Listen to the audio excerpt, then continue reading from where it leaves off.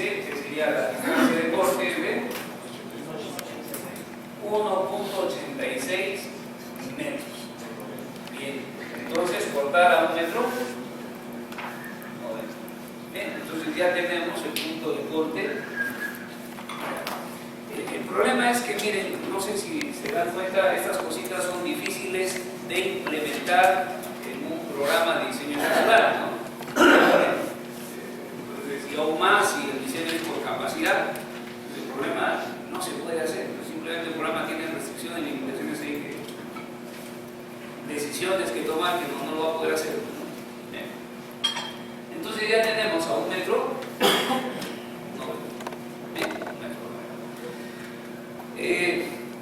Miren, solamente para un poquito afianzar lo que estamos haciendo y para 1/4 de hora como máximo, para luego comenzar con las columnas. Miren, ¿qué tal si ustedes cortan el bastón de la izquierda? Bueno, pero acá sí habría que luego verificar si tenemos suficiente longitud de columna para anclar este fierro mediante una porción recta y el gancho, ¿no? Eso lo vamos a hacer cuando veamos la parte cíclica, no nos va a dar tiempo ahora, así que vamos a correr, ¿ya? Miren, este sería el valor calculado, el punto de corte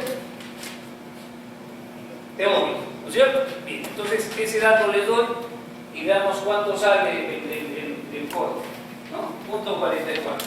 ¿Ya? ¿Se puede? Yo creo que estamos en condiciones de hacer ese pequeño encargo. A ver. De modo que ya tendríamos al menos lo que corresponde al refuerzo negativo. Cálculos similares se pueden hacer para el refuerzo positivo, ¿no? Por ahora, como muy bien hemos hecho,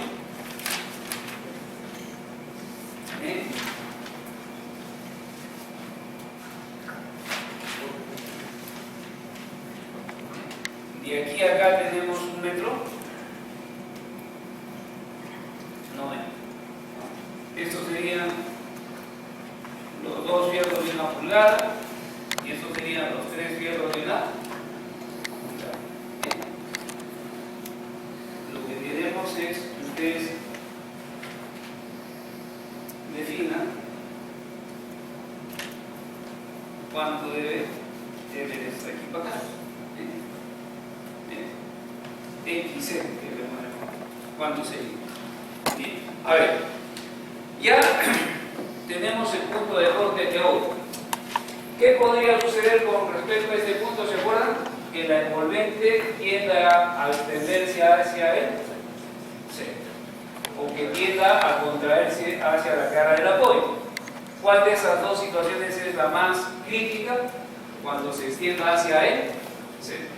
Si se extiende hacia el centro, como ven, lo que se genera es una variación en la ubicación del punto de corte. El punto de corte se desplaza hacia el centro de la línea. ¿Qué distancia hay que pasar de aquí para acá?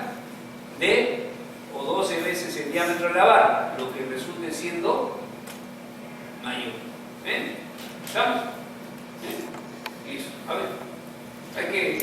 ¿A quién le falta calculadora? ¿Tiene calculadora? ¿Quién le falta? ¿Tiene por ahí calculadora? ¿Falta alguien? Tiene calculadora, ¿no?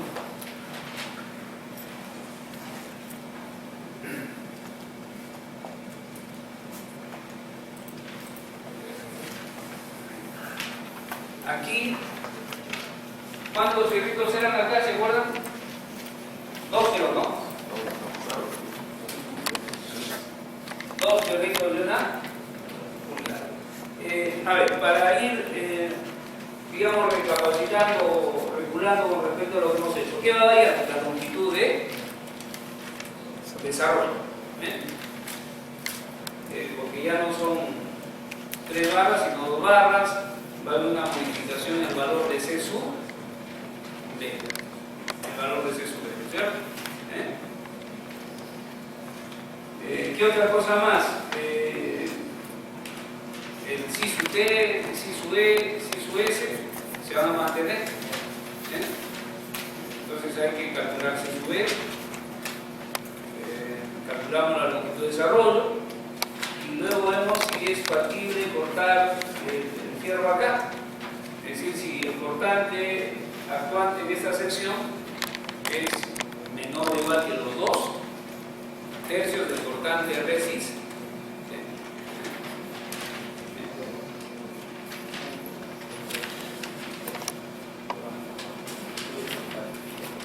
¿Cuánto sale? A ver, yo voy ayudando, ¿no?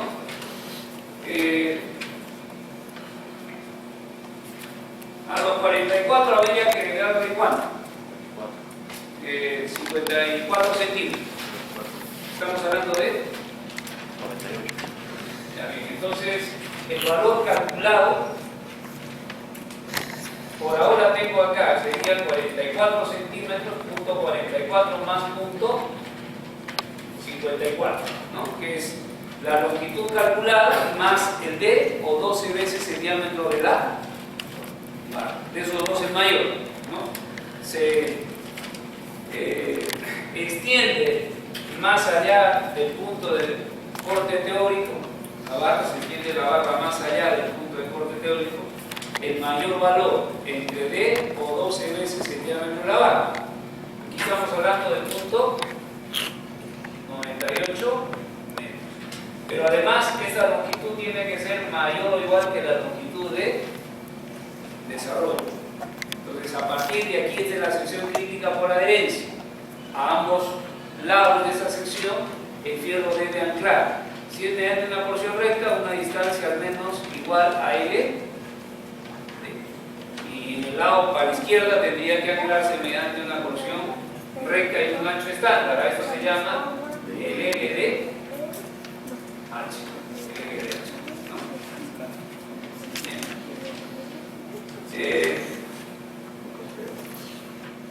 En el cálculo del LD, bien, tenemos si sub T 1,30, ¿no? Porque son barras superiores, ¿no? Hay más de 30 centímetros de concreto fresco por debajo de estas barras. Si sub E 1 y si sub S, como decían, igual a 1. El producto este es menor que 1,70. Estamos. ¿Qué hay que calcular ahora? El valor de C sub el menor valor. La distancia que existe desde el centro de la barra a la superficie más cercana. En este caso, la superficie más cercana es la cara superior, ¿no? Creo que hace rato dibujaba mal el fierro, ¿no? Bien. Y eso va a ser 6.22 centímetros. Porque serían los 4 centímetros de recubrimiento más 0.95 más 1.26. Y luego la separación centro a centro. La separación centro a centro de los fierros, ¿cuánto sería? 40. ¿No? Sería 40 menos 2 por 6.22, ¿entre cuánto? 3, nada más, ¿no? Entre 3.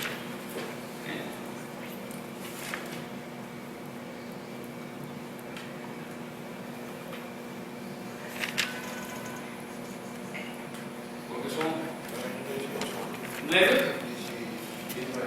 9.19 centímetros. 9.19 centímetros. ¿Cómo va a ser aquí el plano de hundimiento o fracturamiento? ¿Va a ser horizontal o vertical? No. A ver. O las barras están muy cercanas entre sí, o las barras están muy cercanas a la superficie del elemento. Veamos, aquí viene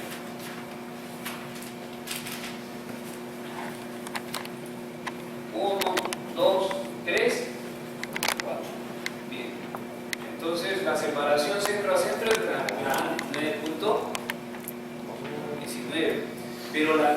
distancia que hay desde el centro de las barras, estas son las barras que se están anclando, ¿no? Desde el centro de las barras que se están anclando a la superficie más cercana, de aquí a acá es de 6.22 centímetros. Entonces, si se va a producir hundimiento o fracturamiento, este debería ser horizontal o vertical. Vertical, ¿no es cierto? Entonces esto probablemente venga así. ¿No? Probablemente así, ¿no es cierto? Está muy cercana a la superficie horizontal. El menor valor, esto me da una idea. Si están muy cerquitas entre sí, estos cilindros de concreto, en los que representan las regiones de concreto, en las que los esfuerzos de tracción son apreciables,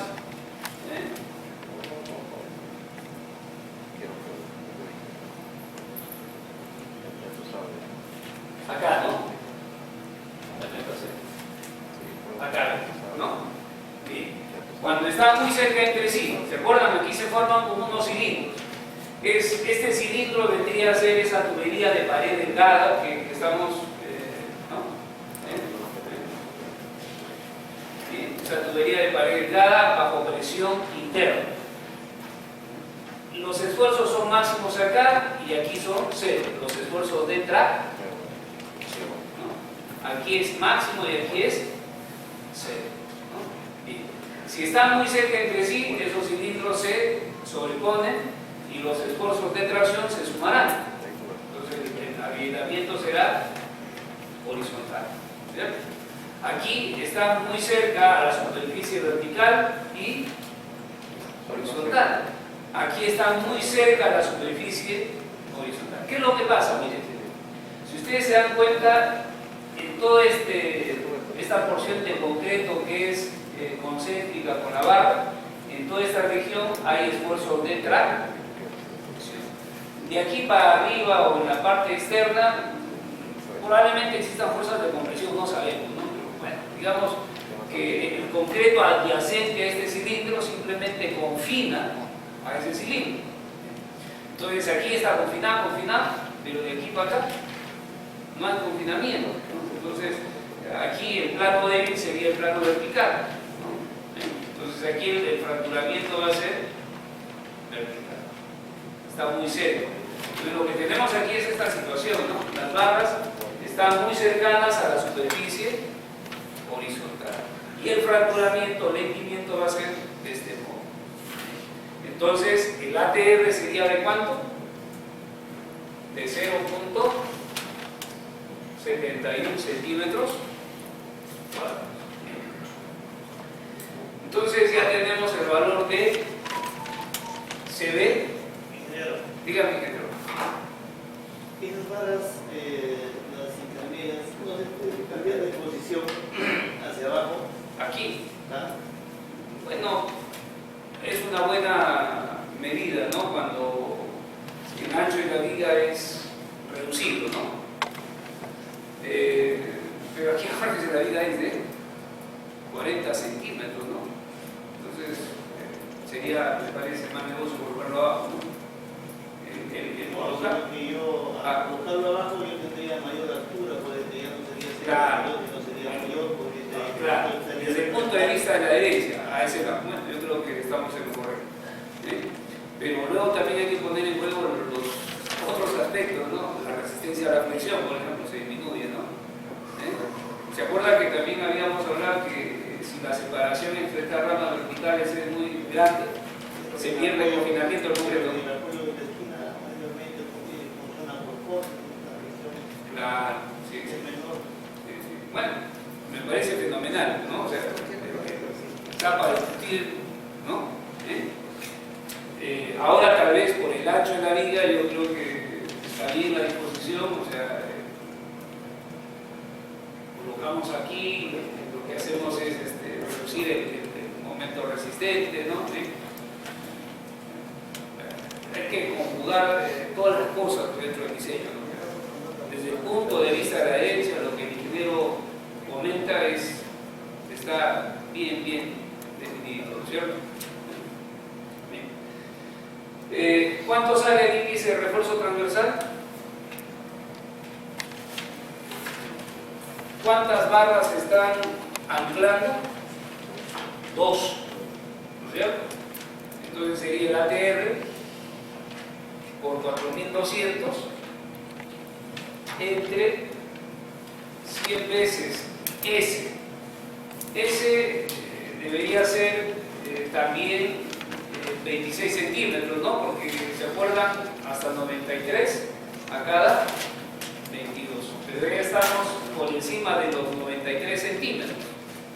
Entonces nos toca cada 26. ¿No? Bien, entonces el KTR debería ser 0.71 por 4200 entre 100 veces 26 por 2. El menor índice que vamos a obtener acá indica que simplemente hay tela de confinamiento del concreto para efectos de la adherencia. Miren, hace años un ingeniero holandés radicado en Huancayo estuvo proponiendo algunas digamos, ideas para mejorar la adherencia y reducir la longitud del empalme por traslado. En una construcción, generalmente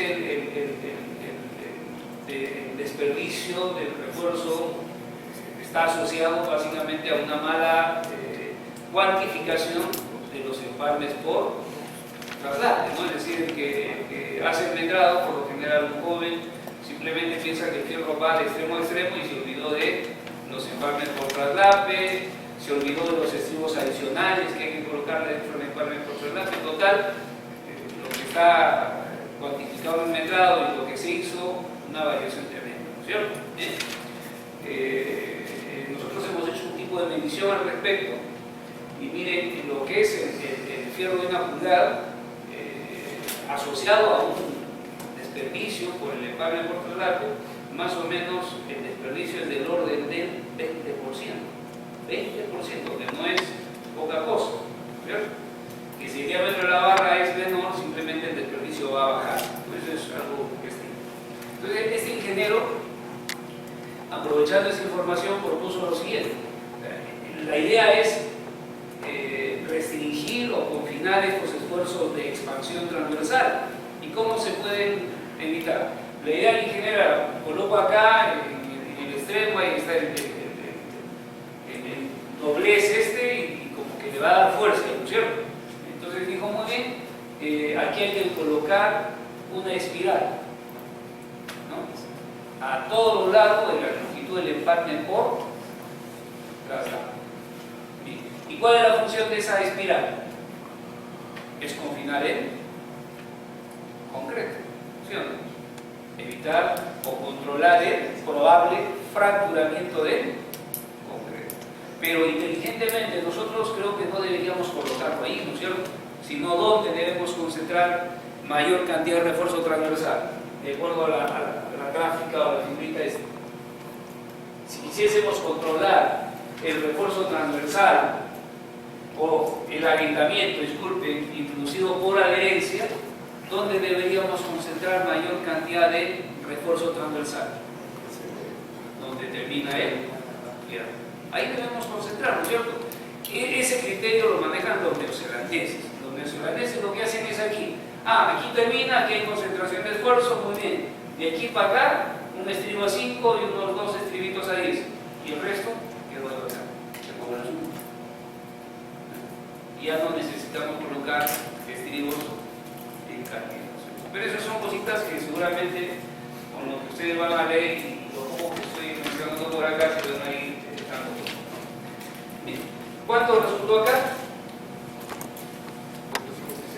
0.57. Un valor menor que el anterior, lo que da idea pues de que hay menor confinamiento del concreto. Y luego, ¿se acuerdan? Había que limitar la relación entre CD más KTR entre el diámetro de la barra debe ser menor o igual que 2.5. Entonces sería 6.22 más 0.57 entre 2.54.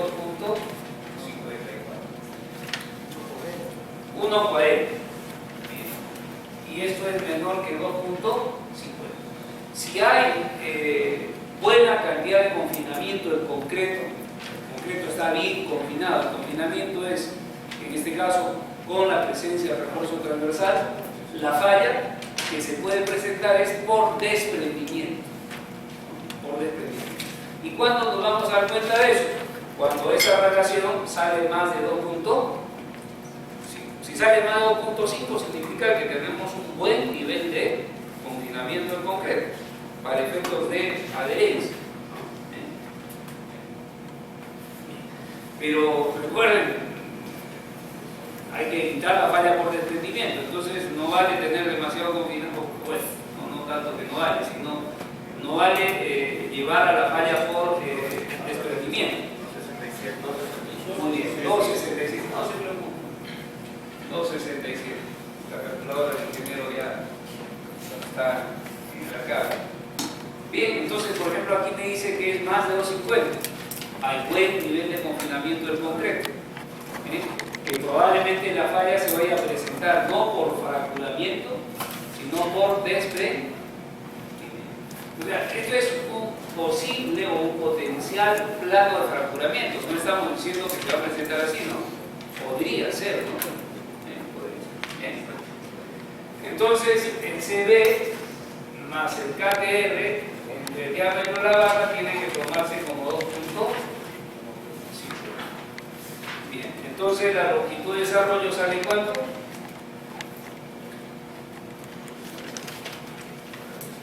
Claro, ya tenemos toda la variable. Este número, insisto, el 267, al ser más de 250, me está indicando que hay buen nivel de confinamiento del concreto por efectos de adherencia. Que a fin de evitar la falla por desprendimiento, o sea, cuando hay buen confinamiento del concreto, la falla es por desprendimiento. Que para evitar la falla por desprendimiento, hay que limitar este valor a 2. Si este valor saliese menor que 2.50, entonces me está indicando que la falla va a ser por fracturamiento del concreto.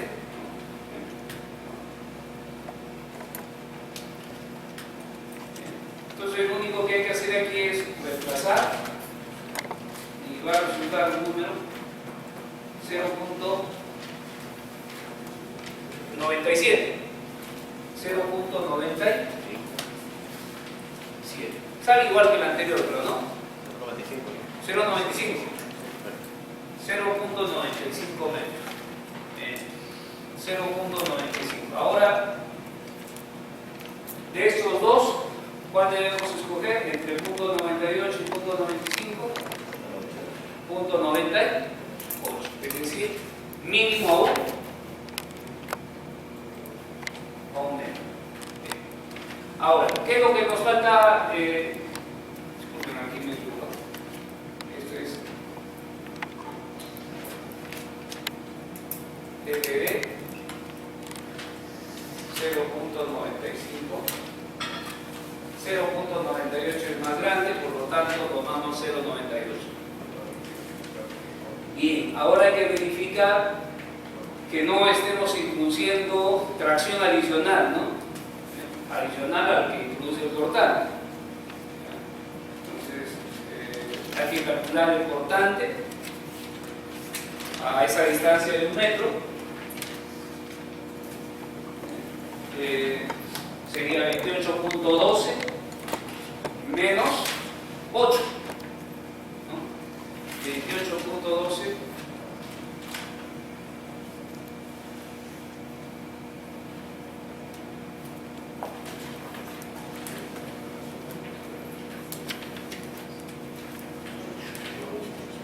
¿cuánto sale? A ver, el cortante para X igual a 1 metro, que es lo que estamos fijando, ¿no?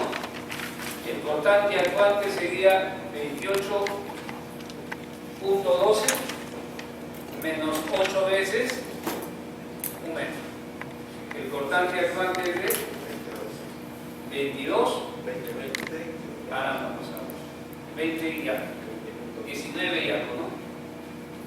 O 20 puntos. 20.12. Matemáticas que se están abandonando.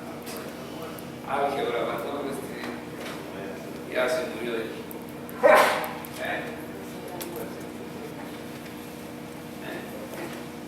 Quedamos expuestos, ¿no? Cuando no estamos con la computadora.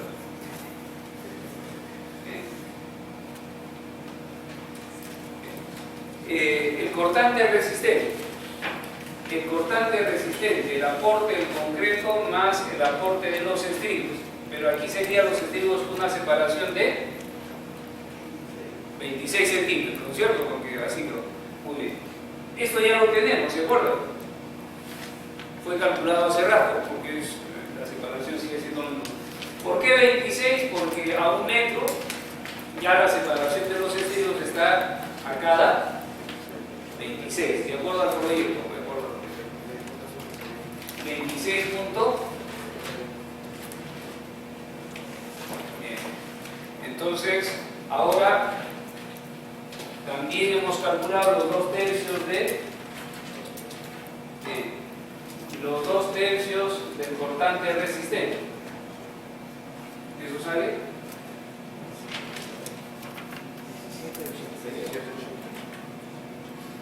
81 toneladas. Bien. Entonces el cortante acuante es de 20.12 toneladas y debería ser menor o igual que los 2/3 del cortante resistente, 17.81. No se puede cortar. Entonces, ¿qué es lo que hacemos? 28.12 menos 8 veces XC igual a 17.81. XC ¿sabe cuánto? 1.90 también. ¿Sí? Bien. Entonces queda así. A 1 metro 90. Por acá luego le agregaremos los estribos. Y nuestro diseño está quedando 1.30, muy bien. 1.30. ¿Ah? Tiene la calculadora. La que tiene más de 1.29 es el que ¿no? Entonces redondeamos a 1 metro. 1 metro. 1 metro. Bien, y así quedaría nuestro proyecto.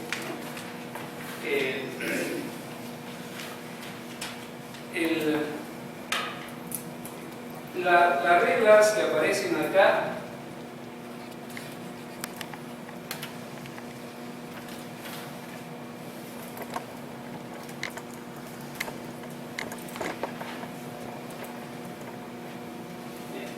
estas reglas de acá generalmente son válidas para digamos vigas que tienen vigas o aligerados o losas en una dirección que tienen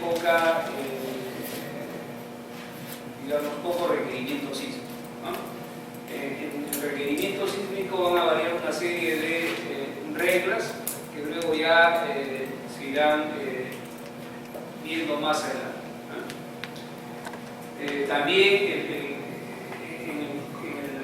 el desarrollo hemos considerado que las barras N van a pasar de extremo a extremo, es decir, atraviesa el punto de inflexión tanto en la izquierda como en la derecha. Ahora, para el refuerzo positivo se trabaja de la misma manera. La sección crítica por adherencia en el refuerzo positivo está aquí, donde el momento es un máximo. Entonces, a ambos lados de esa sección debemos tener una longitud mínima de anclaje para la barra, que es como L. hay que calcular la longitud de corte teórico. Luego hay que tener en cuenta que el diagrama de momentos no es el real, que en este caso se puede extender hacia los apoyos o se puede contraer hacia el centro. ¿Cuál sería la situación más desfavorable? Cuando se extiende hacia los apoyos. Entonces el punto de corte se corre en este caso hacia la izquierda. ¿Qué cantidad? De o 12 veces el diámetro de la barra. Tenemos este punto ubicado, le sumamos esto, tenemos la longitud calculada para el corte y eso lo comparamos con la longitud de desarrollo. Es decir, el procedimiento es similar. Les decía en la parte del diseño sismoresistente que vamos a ver un poco.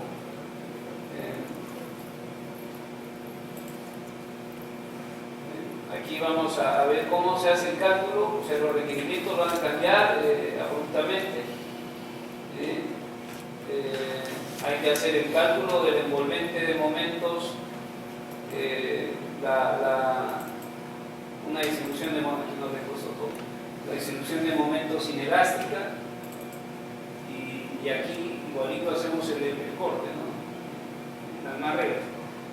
Hay obviamente para determinar el fierro que pasa unas reglas específicas dependiendo del tipo de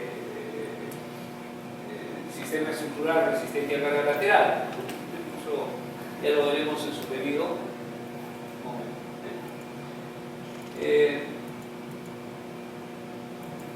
Y ahí vamos a hablar nuevamente sobre la longitud de desarrollo con ganchos estándar.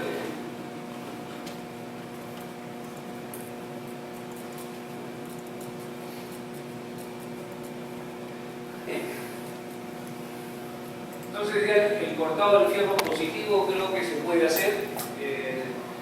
Hay una cuestión ahí de integridad estructural que mencionamos, que en los extremos discontinuos, este es el extremo discontinuo, o en los tramos discontinuos, mejor dicho, ¿no? Un tramo discontinuo, la vida no continúa hacia la izquierda.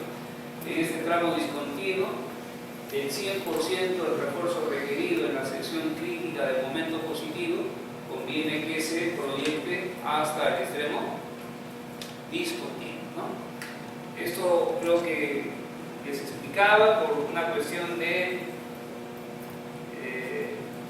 que probablemente se generen inversiones de momentos acá que no hayan sido valoradas a través del análisis. Las deformaciones siempre se van a concentrar en los extremos discontinuos, en los extremos continuos, como que las deformaciones van a ser menor, ¿no? Entonces, para calcular el punto de corte del refuerzo positivo habría que indicar esta distancia, básicamente, ¿no? Lo que aparece en los gráficos. Bien, entremos brevemente en lo que quede a analizar un poco de columnas. Voy a, en este caso, evitar correr para, digamos, para dar a entender que es un tema importante. O sea, la liga falla, no importa, ¿no? Pero que falle una columna, como que ya complica así, ¿cierto? O sea, es más importante, ¿no? Igual que en los casos anteriores, miren, aquí vamos a dar algunas ideas que complementen lo que dice la norma técnica S260, y siempre complementando hacia llevar a un diseño más conservador. Nunca se complementa para generar un diseño defectuoso, ¿no?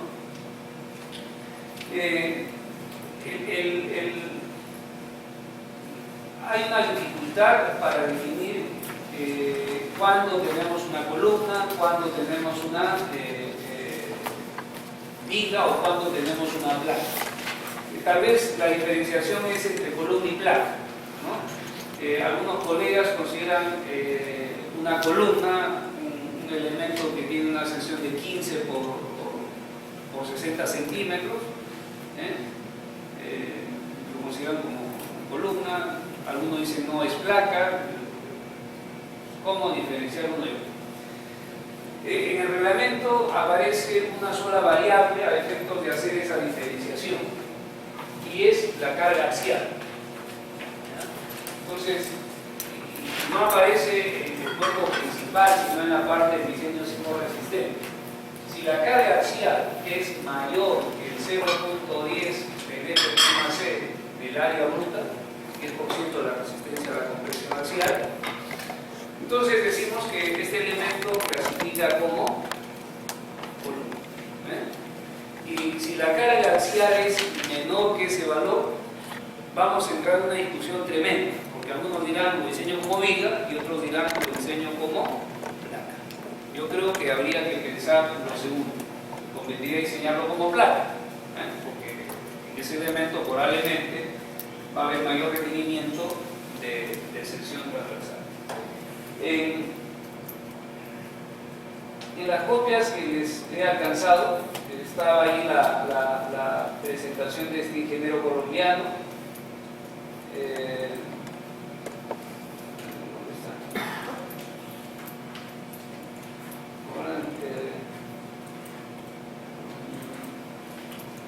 Diseño de muros. Y este ingeniero también está preocupado por eso, porque digamos, el poder definir el método de diseño va a condicionar el desempeño del elemento estructural, sobre todo durante un sismo. Entonces, él dice, ¿cuándo hay que diseñar muros o cuándo lo consideramos como columna? O sea, ¿cuándo es un muro estructural, una placa que llamamos columna? La geometría. Algunos toman como referencia la presencia del punto de inflexión en la altura del piso, es decir, si por acá tengo un elemento estructural y aquí tengo el diagrama de momentos, entonces este es el punto de inflexión. En una columna, el punto de inflexión siempre se va a presentar entre sus extremos. En el caso de una placa, no presenta puntos de inflexión en los extremos. En el caso de un edificio muy alto, probablemente se presenten los puntos de inflexión para el momento en los últimos entrepisos. Entonces, en las placas generalmente el diagrama de momentos es de este tipo. Y como les decía, si el edificio es muy alto y hay presencia de pórticos, probablemente en un nivel cambia a ser eso, ¿no? Pero ya son en los niveles superiores donde presenta un punto de inflexión. También se puede decir que todo aquel elemento estructural que tiene una cuantía mayor que 1% debe considerarse como columna. Creo que estos serían los criterios que podríamos hacer uso para decir, oye, es columna, es placa, ¿no? La carga axial, la presencia o no de este punto de inflexión y la cuantía, ¿no? Entonces, esos serían los tres. Y adicionalmente aquí, tomando lo que dicen los colombianos, cualquier elemento estructural, sea vertical, inclinado, lo que sea, que tenga una esbeltez o una relación entre altura y su menor dimensión mayor o igual a 3. Sería una. Creo que esto de acá está de más, la trayectoria o el recorrido de la carga. Lo que sí, tal vez en esta imagen podríamos tratar de definir lo que es una estructura redundante y no redundante. Una estructura es redundante cuando hay múltiples recorridos para la carga, es decir, la carga del techo llega a la cimentación a través de diferentes maneras. Si, por ejemplo, en el caso de acá, perdiésemos esta columna, es decir, aquí esta viga es una viga que va a soportar una columna en los entrepisos superiores, A esto se llama una viga de transferencia. Una viga de transferencia. Entonces, el recorrido de la carga es un poco media lenta, tendría que venir por acá y luego venir por la viga y luego venir hasta acá. Es decir, el recorrido es muy largo. La pérdida de esta viga, ¿qué significaría? Bueno, acuérdense que no está esta columna. ¿Qué significaría la pérdida de esta viga? El colapso de la estructura. Entonces, miren, una estructura va a ser redundante cuando la pérdida de un elemento estructural no signifique el colapso de la estructura.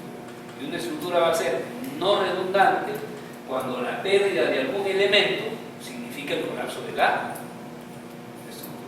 Por ejemplo, las losas aligeradas. O sea que tenemos un montón de viguetas.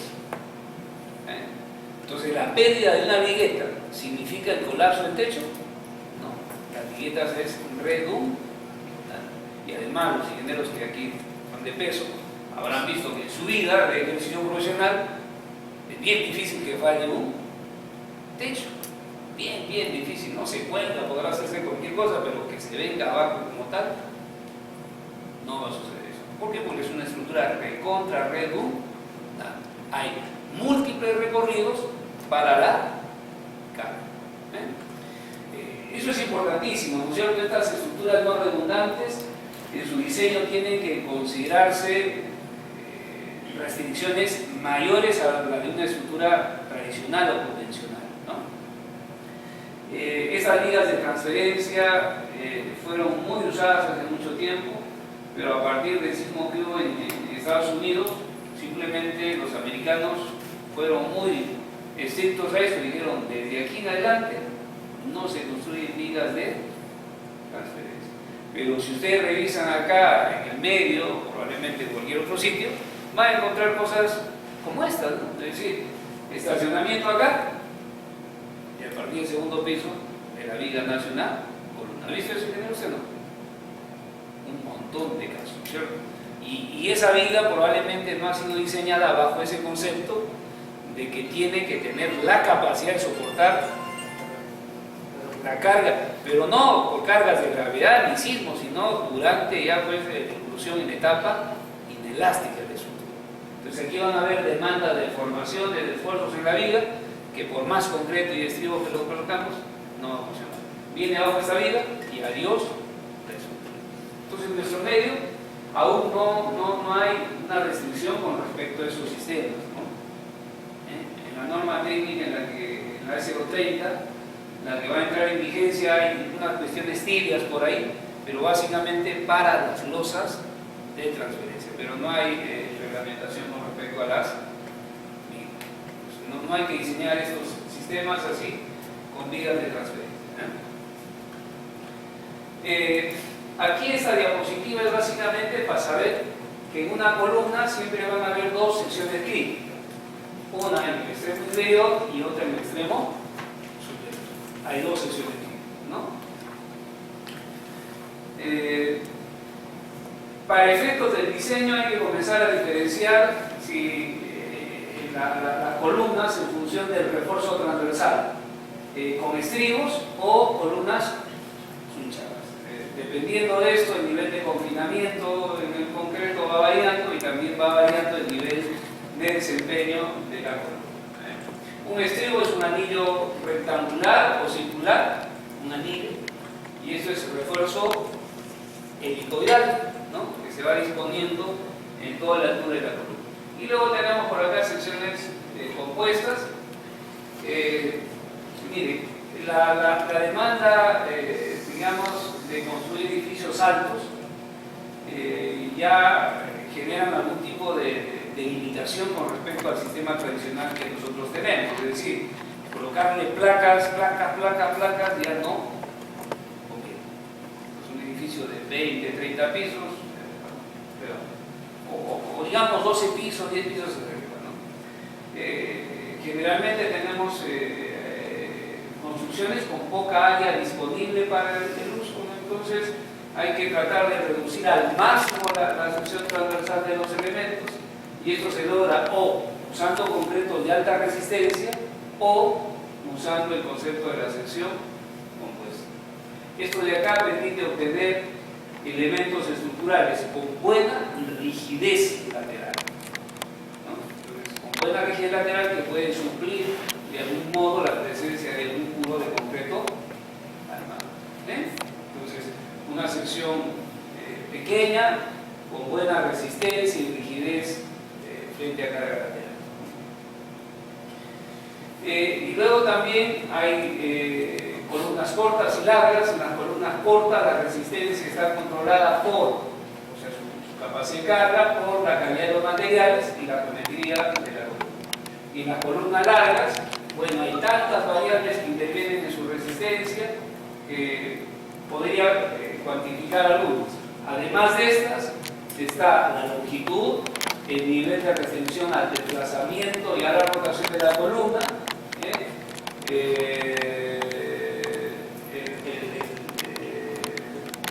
la forma de la columna, si la carga está sostenida en el tiempo o es una carga inmediata, todo eso afecta la resistencia de la columna. Y por la disposición de la carga, columnas cargadas concéntricamente o excéntricamente, lo de acá es teórico porque siempre va a haber una pequeña excentricidad. Va a ser literalmente imposible encontrar columnas cargadas hacia arriba. El comportamiento de una columna con estribos cerrados y el comportamiento de una columna con los suyos. Esta curva es la curva de formación versus carga. En esta curva nosotros podemos medir un montón de cosas, ¿no? Por ejemplo, el área por debajo de cada una de estas curvas representa la tenacidad del elemento estructural, es decir, la cantidad de energía que almacena antes de la falla, ¿no? En una columna con estribos cerrados, la cantidad de energía que se almacena es pequeña, y la cantidad de energía que se almacena en una columna con refuerzo helicoidal vendría a ser tiene mayor tenacidad la columna con refuerzo helicoidal que la que con estribos cerrados, ¿no? También podemos medir la ductilidad. La ductilidad se podría manejar como la razón de la cantidad de energía en la etapa elástica lineal versus la totalidad de la energía, ¿no? Entonces, eso también se puede lograr dividiendo la deformación en la que se presenta la falla versus la deformación que limita la parte elástica, o la deformación que da inicio a la fluencia y la tensión. Entonces, la ductilidad en este caso sería esta deformación versus esta cantidad acá, un valor. Y aquí la ductilidad sería esta deformación versus la de acá. Esta tiene más ductilidad que la de acá. ¿Qué significa que sea más dúctil? La posibilidad que pueda incursionar en la etapa inelástica sin perder resistencia. Como ven, la resistencia, la compresión de estas dos columnas son casi iguales. El pico más alto del diagrama representa la resistencia a la compresión de la columna estribada y el de acá de la columna sulzada. Como ven, no hay mucha diferencia en cuanto a la resistencia a la compresión. Lo que hay un cambio es significativo en la ductilidad y en la tenacidad. Son conceptos que nos van a interesar para efectos de diseño. Las combinaciones de carga que están de más acá, los factores de resistencia.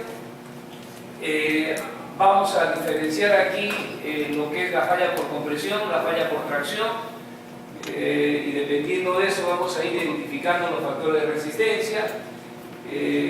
Va a haber una zona de transición desde lo que es falla de compresión a falla de tracción. Para hacer el cálculo de los factores de resistencia en esa zona de transición, vamos a hacer uso de estas interpolaciones lineales, ¿no? Que luego ya iremos manejando.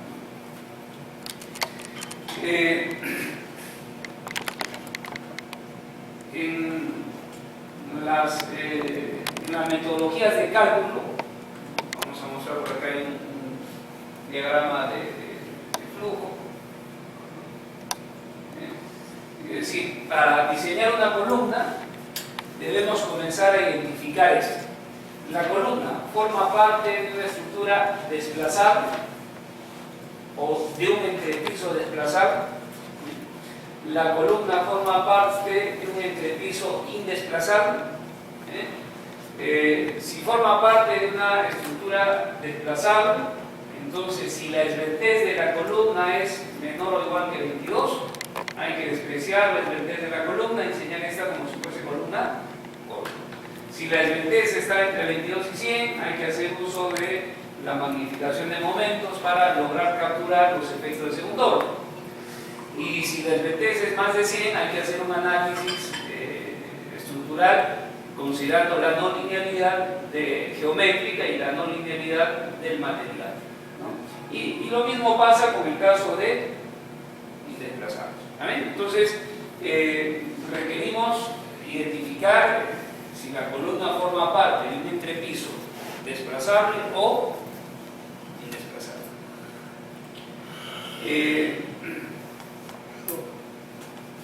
¿Sueño final?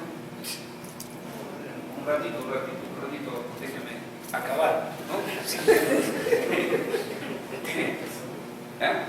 Miren, el sentido de desplazable o indesplazable tiene que ver con una cosita muy, pero muy elemental. Es si van a existir desplazamientos relativos entre los extremos de las columnas. Miren, aquí para irnos con esta idea, ¿no? Porque ya creo que es prudente recargar baterías.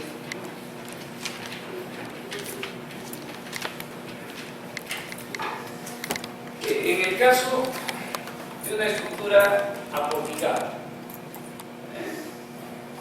voy a considerar aquí solo deformaciones por corto, la fuerza horizontal o la carga lateral, y las cargas de gravedad, por ejemplo, solo frente a la acción de esta carga de gravedad. Entonces, como es notorio, esto tiene que desplazarse hacia la derecha. Y estos vendrían a ser los desplazamientos. Aquí, como ven, no he considerado la deformación por flexión porque no hay necesidad de eso por ahora. Y solamente estoy considerando la deformación por corte de cada uno de esos entrepisos. Bien, este es el desplazamiento delta 1 y este es el desplazamiento delta 2. Esta cantidad de acá, ¿cómo se llama? El desplazamiento relativo. En función de ese desplazamiento relativo se miden los daños de la estructura, no importa el desplazamiento lateral del techo, lo que importa es esto, estos son los desplazamientos que van a generar los daños en la construcción. Bien. Miren, si estos desplazamientos son tan chiquititos que casi son iguales a cero, entonces podemos afirmar que este entrepiso es indesplazable. ¿Estamos? Bien. Pero en cambio, si estos desplazamientos son diferentes de cero, muy bien, es una estructura desplazable. Como ven, eso tiene que ver mucho con la rigidez lateral del estructura. Si colocamos aquí muros de corte o pórticos ariostrados, ¿no? Aquí yo lo que quisiera es que borren este término ariostrado porque no significa indesplazable. El concepto de ariostrado era lo que usábamos antes, ¿no? El ariostramiento es la presencia o ausencia de estas diagonales, pero la presencia o ausencia de estas diagonales no necesariamente significa que esto de acá es igual a cero. Yo puedo colocar aquí unas diagonales, barritas de 1 pulgada y la estructura por una de 50 por 50. Esas barritas no van a aportar absolutamente nada, ¿no? Entonces, el concepto es este de acá y el de acá es, esto está mal, ¿no? Ese es el concepto que se me ha quedado ahí Bien. La suerte que tenemos nosotros es que nuestras edificaciones poseen una gran rigidez lateral, ¿no? Y casi todos tendemos de una manera tal vez incorrecta a ponerle la mayor cantidad de rigidez lateral a nuestra construcción, ¿no? Si la estructura tiene demasiada rigidez, pierde capacidad de disipar energía, ¿no? Entonces hay que tener un valor ahí más o menos balanceado, ¿no? Para la rigidez lateral. Bien.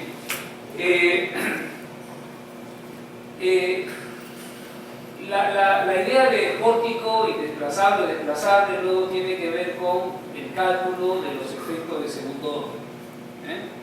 El numerador acá es la carga vertical del entrepiso. ¿Sí? Aquí la sumatoria de los PU, si se quisiese ver así, multiplicada por este desplazamiento lateral, por el delta 2, lo que obtenemos en la base de la columna es un momento adicional. Bien, entonces se llama el efecto de segundo orden. Y lo que está abajo viene a ser el cortante entrepiso multiplicado por la altura del entrepiso. Esto vendría a ser el momento de primer orden. La relación entre el momento de segundo orden y el momento de primer orden. Si esto es menor que el 5%, entonces se desprecian la esbeltez de la columna, se desprecian los efectos de segundo orden en el diseño de la columna. Creo que ya luego llegaremos a explicar un poquito más de entendimiento hasta acá y nos quedaríamos acá para poder y a recargar